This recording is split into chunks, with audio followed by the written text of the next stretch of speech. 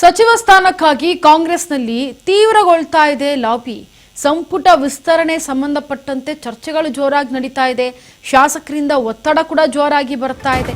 ಅದಕ್ಕೆಲ್ಲವೂ ಕೂಡ ಬ್ರೇಕ್ ಹಾಕಲೇಬೇಕು ಅಂತ ಡಿಕೆಶಿ ಈಗ ಒಂದು ಮಹತ್ತರ ನಿರ್ಧಾರವನ್ನು ತೆಗೆದುಕೊಂಡಿದ್ದಾರೆ.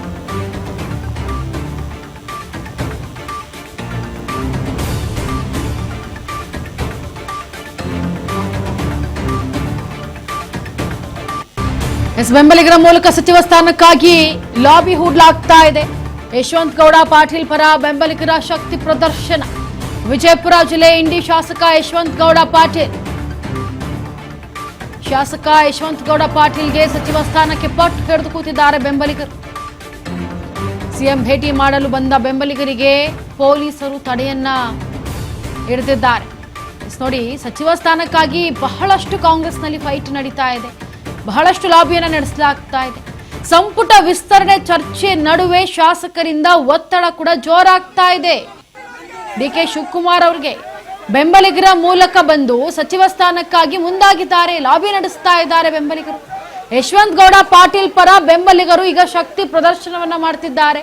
ಇದು ವಿಜಯಪುರ ಜಿಲ್ಲೆ ಇಂಡಿ ಶಾಸಕ ಯಶವಂತ ಗೌಡ ಪಾಟೀಲ್ ಬೆಂಬಲಿಗರು ಈಗ ಶಕ್ತಿ ಪ್ರದರ್ಶನವನ್ನ ಮಾಡ್ತಾ ಇರೋದು. ಶಾಸಕ ಯಶವಂತ ಗೌಡ ಪಾಟೀಲ್ಗೆ ಸಚಿವ ಸ್ಥಾನಕ್ಕಾಗಿ ಪಟ್ಟು ಹಿಡಿದು ಕೂತಿದ್ದಾರೆ ಅಭಿಮಾನಿಗಳು. ಸಿಎಂ ಅನ್ನ ಭೇಟಿ ಮಾಡಲು ಬಂದ ಬೆಂಬಲಿಗರಿಗೆ ಪೊಲೀಸರು ತಡೆಯನ್ನ ಹಿಡಿದಿದ್ದಾರೆ. ಸಿಎಂ ಭೇಟಿ ಮಾಡಲು ಅವಕಾಶ ನೀಡದೇ ಇರುವಂತಹ ಪೊಲೀಸರು, ಕಾರ್ಯಕರ್ತರು ಮತ್ತು ಪೊಲೀಸರ ನಡುವೆ ವಾಗ್ವಾದ ನಡೆದಿದೆ. ಸಿಎಂ ಭೇಟಿಗೆ ಅನುಮತಿ ನೀಡುವಂತೆ ಅಭಿಮಾನಿಗಳು ಪಟ್ಟು ಹಿಡಿದು ಕೂತಿದ್ದಾರೆ. ಸಚಿವ ಸ್ಥಾನ ನೀಡದಿದ್ರೆ ಶಾಸಕ ಸ್ಥಾನಕ್ಕೆ ರಾಜೀನಾಮೆ.